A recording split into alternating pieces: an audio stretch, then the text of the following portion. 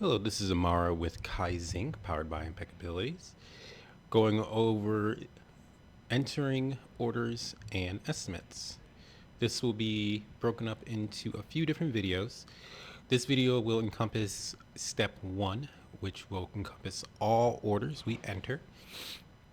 So no matter what kind of order you're putting in, from embroidery to large format, small format, this is going to be the beginning steps you take.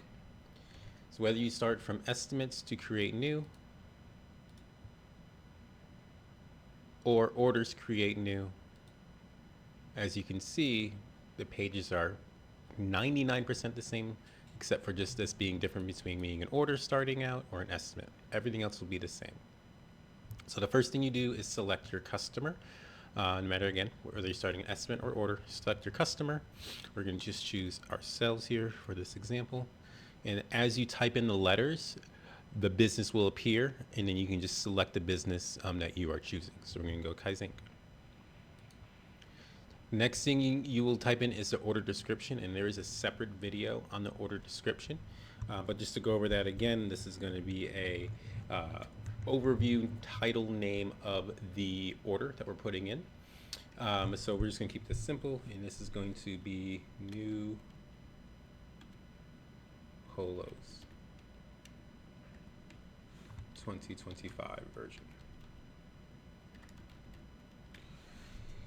And then the next thing we do is order origination, which we don't select here. If they do have a PO number, which some clients do have, we'll add that PO number here. It can be added later on, because a lot of times they don't get a PO until after an order is submitted.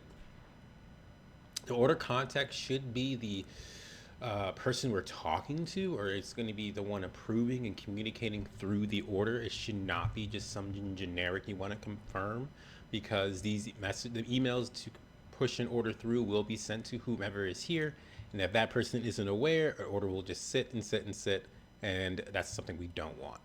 So you want to make sure that this is updated to the person we are talking to, or at least who will be handling the order. The salesperson should be yourself.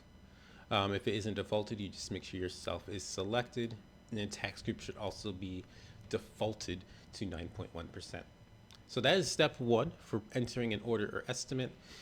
And again, they are exactly the same steps. The next video we'll go over will be step 2. So once you're done here and everything is good, you'll go to the next step. And then step 2, create products, will be the next video and going over that. Thank you.